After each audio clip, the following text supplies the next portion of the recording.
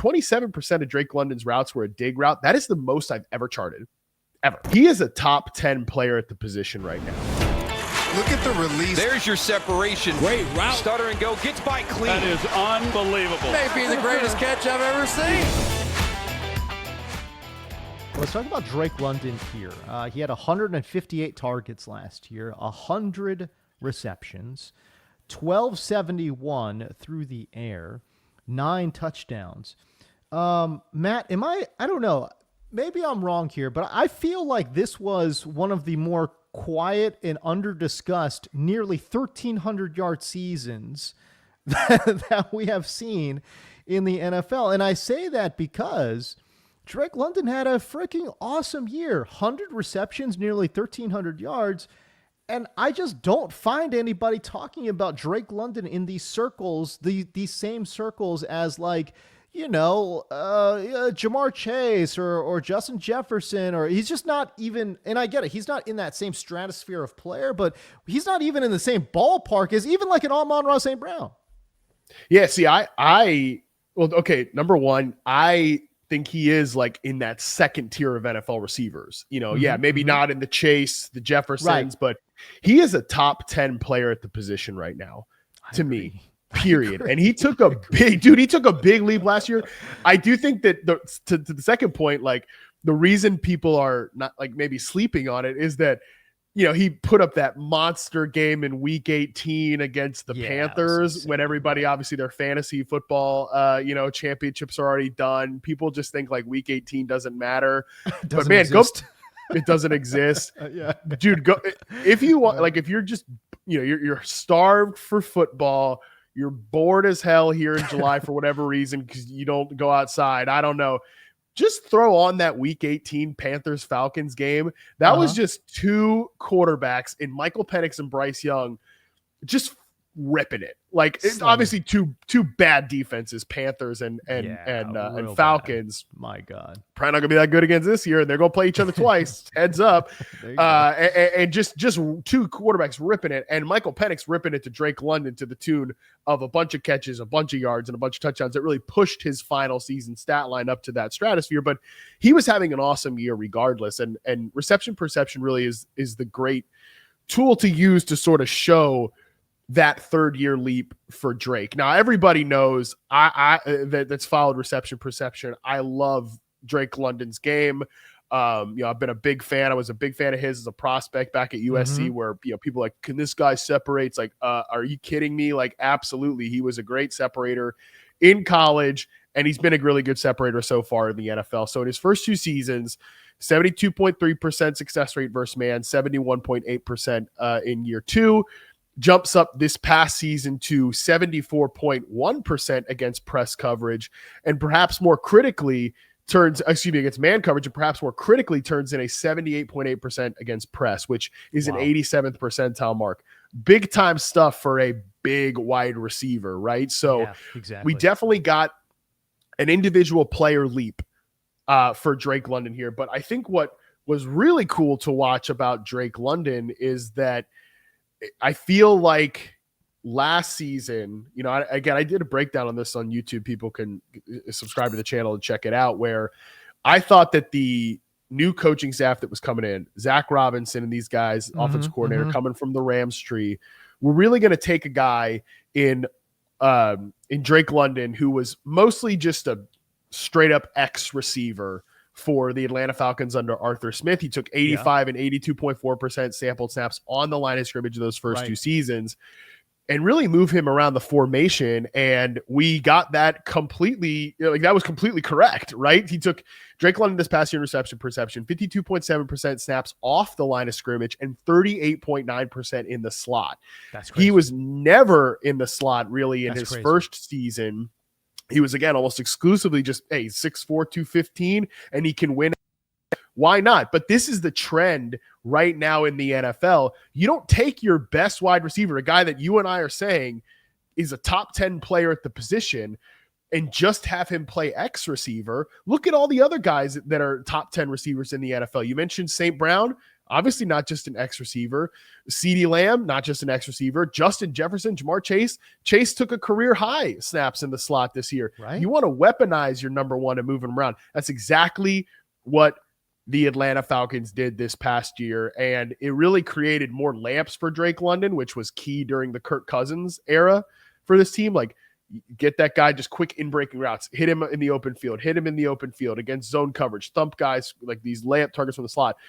But then we know there's that big badass separate downfield ball winner in Drake London, and that was the guy that Michael Penix found again and again and again down the end of the season. So now I think coming into this year, the question is just, James, what do we see like a meeting in the middle there, a best of both worlds, where the scheme still gives Drake London all those targets, like in the intermediate area, they still move him around the field. But like Michael Penix, when he sees a guy in Drake London who has an 89.5% success rate on out routes, be like, yep, that guy's down there. I'm going to rifle that thing down the football field. Can I throw a crazy stat out there that I think there's no NFL, you'd have to be the most hardcore of hardcore Atlanta Falcon fan to know this. And actually you wouldn't know this from the other side.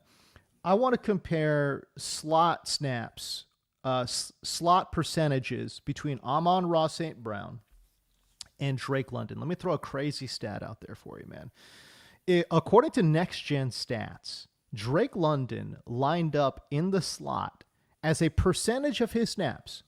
He had a higher slot percentage than Amon-Ra St. Brown. Yeah. There's no, again, it was 50-50 according to Next Gen Stats, where he was outside inside, Drake London. Amon-Ra St. Brown played in the slot 47% of the time, according to Next Gen Stats.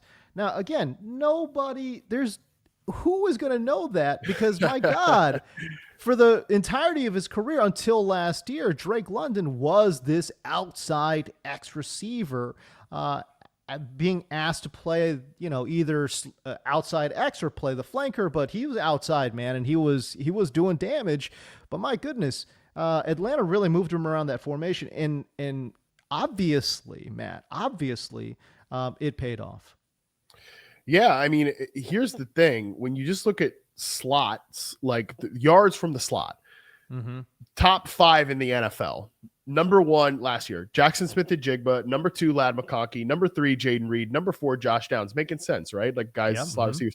Number 5 is Drake London with 563. That is because, like, not only did they line him up in the slot a lot, when he was in the slot, it was like we're moving him into the slot to weaponize him, to when he's in there, we're getting him the football. Among players that ran 100+ routes last year, Drake London led the NFL being targeted on 34% of his routes from the slot. Wow. By the way, shout out to a few other young receivers who are doing this as well. Malik Neighbors is number 2, and Brian Thomas Jr. number 5. Like, this is look, I don't say a lot of good things about Brian Daboll or Doug Peterson, but like, those guys were at least weaponizing their young receivers, not just tethering them at X receiver. Okay. Like, shout out to them for that. But Drake London obviously was putting the production in there. And I think that was great to see with Kirk Cousins. Also, just big time route tree change for Drake London as well. Again, if you go back and look at like his route tree from 2023, it's very like curl heavy. I think because, old buddy Desmond Ridder, like, not real good at reading the middle of the field. So they actually had him run a ton of curls, which is unusual for an Arthur Smith offense. And last season in reception perception, 27% of Drake London's routes were a dig route. That is the most I've ever charted, ever. That's insane. Among any player ever. And I'll just, again, think about this. Like, this is a 6'4", 215. I mean, he's a basketball player, dude. Like, he literally was a basketball player with these long arms and the fluidity. Now, he's not some stiff dude. Like, he is motioning out from the outside into the slot and running this, or maybe the inverse, and running this big dig route. And he's just so dangerous on that 83.1% success rate. Like, to have that high volume of digs and have a success rate of 83% is just crazy impressive. Yeah, man, Drake London just checks so many boxes. And again, that was great for the Kirk Cousins part of the offense. I think that what's interesting about London, a guy who for years has been, I believe every single season was over 80% success rate on out routes. Like now we're maybe talking about, again, the best of both worlds, where we do get the elevation from the scheme, the slot stuff and everything, the motion, but he's also a guy that, is going to win on these outbreaking routes and is a ball winner, a great contested catch receiver. And Michael Penix, obviously Michael Penix, maybe not the most consistently accurate player in the world. Corey Kinnan has a really good profile up of Michael Penix on our website right now. People can check out, but maybe that's got to, even if that doesn't get fixed, he's just always a little bit volatile of a passer. He is going to give Drake London chances down the football field, maybe more than any quarterback he's played with so far. To Matt Harmon's point here, in terms of the out route success rates in 2023, an outrageous 88% success rate on out routes in 2023. And in 2024, guess what? It was better. He goes from 88% to 89.5% success rate on the out route and 14.4% route participation there in 2024. So he's running these at a high clip and winning him at dang near 90%. That is pretty crazy. Matt, let me ask you about the 9 route, because that was another route where he saw some serious improvements. He goes from 52% success rate on the 9 route in 2023, and then in 2024 jumps up from 52% to 59%. That's a chunky increase right there. What did you see in terms of, again, just being able to separate downfield?